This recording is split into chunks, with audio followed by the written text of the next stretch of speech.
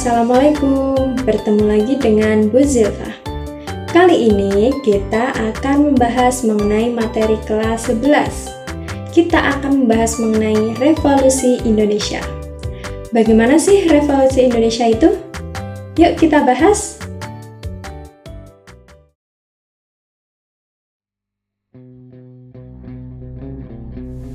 Perjuangan fisik dalam revolusi Indonesia membuktikan bahwa rakyat Indonesia siap mengorbankan segalanya demi kemerdekaan. Tidak hanya melalui diplomasi, tetapi juga dengan darah dan air mata. Para pejuang ini telah menorehkan sejarah yang tak terlupakan, menjadi inspirasi bagi generasi-generasi selanjutnya.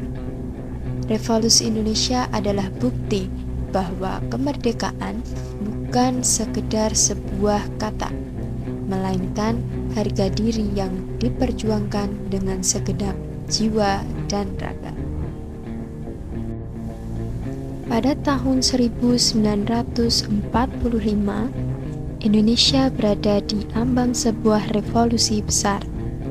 Revolusi ini bukan sekedar untuk mempertahankan kemerdekaan yang telah diproklamasikan, tetapi juga untuk membangun identitas nasional yang bebas dari belenggu kolonialisme. Namun, apa yang sebenarnya melatar belakangi revolusi Indonesia? Mari kita ulas dari awal. Pertama, kita harus memahami latar belakang terjadinya revolusi Indonesia. Ketika Jepang menyerah pada sekutu di bulan Agustus 1945, terjadilah kekosongan kekuasaan atau vacuum of power. Jepang yang saat itu masih menduduki Indonesia sebenarnya memiliki tugas untuk menjaga status quo, mencegah adanya perubahan politik hingga sekutu tiba. Namun, para pejuang Indonesia melihat ini sebagai peluang emas. Dengan cepat, pada 17 Agustus 1945, Soekarno dan Hatta memproklamasikan kemerdekaan Indonesia. Namun, perjuangan tidak berakhir di sini. Kembalinya Belanda dengan dukungan sekutu mengancam kemerdekaan yang baru saja diraih. Keinginan Belanda untuk kembali menguasai wilayah jajahannya memicu berbagai pertempuran hebat di seluruh pelosok negeri.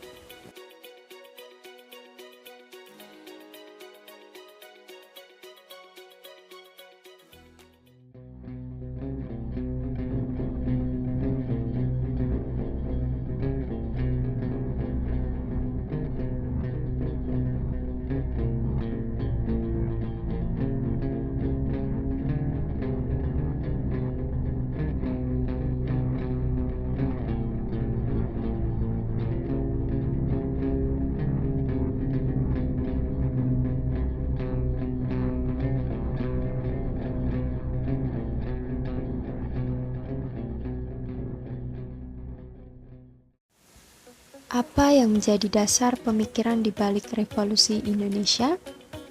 Revolusi ini berakar dari nasionalisme yang sangat kuat. Masyarakat Indonesia sudah lelah dengan kolonialisme yang berlangsung selama ratusan tahun. Pengaruh pemikiran revolusi dunia seperti revolusi Amerika dan revolusi Prancis juga menginspirasi para pemuda dan kaum intelektual Indonesia. Mereka yang sempat menempuh pendidikan pun menyadari bahwa Indonesia tidak boleh terus berada di bawah dominasi asing. Mereka ingin membangun negara yang merdeka, berdaulat, dan berdiri di atas kaki sendiri.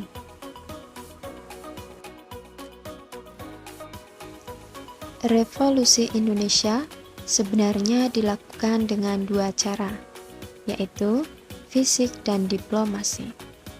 Namun, dalam video kali ini kita akan berfokus pada perjuangan fisik melalui beberapa pertempuran besar.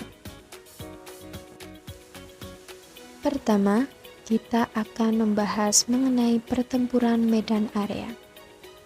Pertempuran Medan Area terjadi di dari 9 Oktober 1945 hingga April 1946.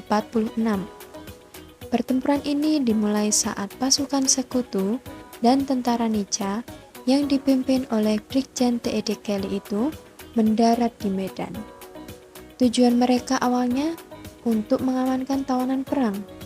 Namun, niat Belanda untuk kembali berkuasa memicu bentrokan. Pada 13 Oktober 1945, TKR yang dipimpin oleh Ahmad Thohir mulai melawan pasukan Belanda dan pertempuran semakin sengit. Puncaknya pada 10 Desember 1945, Sekutu dan Nica menyerang Medan secara besar-besaran. Mereka akhirnya berhasil menguasai Medan pada bulan April 1946. Namun, perjuangan rakyat tidak pernah surut. Selanjutnya, Pertempuran Ambarawa. Pertempuran Ambarawa berlangsung dari 20 Oktober hingga 15 Desember 1945. Pada 20 Oktober, pasukan Inggris tiba di Semarang untuk membebaskan tentara sekutu yang ditawan. Namun, tindakan sepihak untuk membebaskan tawanan Belanda memicu perlawanan besar dari TKR dan pemuda. Dalam pertempuran ini, Letkol Isdiman gugur sebagai kusuma bangsa. Perjuangan diteruskan oleh Kolonel Sudirman yang berhasil memukul mundur pasukan Inggris dan Nica hingga keluar dari Ambarawa pada 15 Desember 1945. Ini adalah kemenangan besar bagi Indonesia, memperlihatkan kekuatan semangat nasionalisme di medan perang.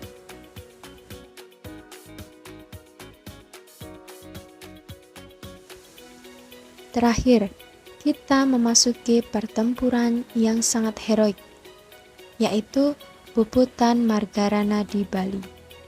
Puputan berarti perang sampai titik darah penghabisan.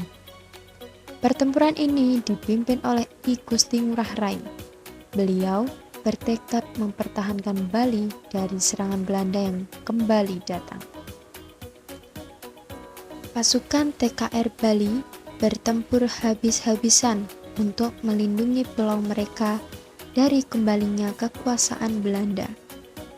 Dalam pertempuran ini, I Gusti Ngurah Rai gugur sebagai kusuma bangsa bersama para pejuang lainnya. Pengorbanan mereka tidak pernah sia-sia dan menjadi simbol keteguhan hati rakyat Bali. Kemudian, pengaruh revolusi Indonesia secara fisik, yang pertama yaitu bertambahnya rasa persatuan dan kesatuan. Yang kedua, meningkatkan pemahaman rakyat tentang cara berpolitik maupun siasat dalam menghadapi Belanda. Dan yang ketiga, banyak peristiwa yang terus dikenang dan diwariskan hingga saat ini. Perjuangan fisik dalam revolusi Indonesia membuktikan bahwa rakyat Indonesia siap mengorbankan segalanya demi kemerdekaan. Tidak hanya melalui diplomasi, tetapi juga dengan darah dan air mata. Para pejuang ini telah menorehkan sejarah yang tak terlupakan, menjadi inspirasi bagi generasi-generasi selanjutnya. Revolusi Indonesia adalah bukti bahwa kemerdekaan bukan sekedar sebuah kata, melainkan harga diri yang diperjuangkan dengan segenap jiwa dan raga. Demikianlah kisah perjuangan fisik dalam revolusi Indonesia. Mari kita selalu mengenang jasa para pahlawan yang telah memberikan segalanya demi Indonesia yang merdeka dan berdaulat.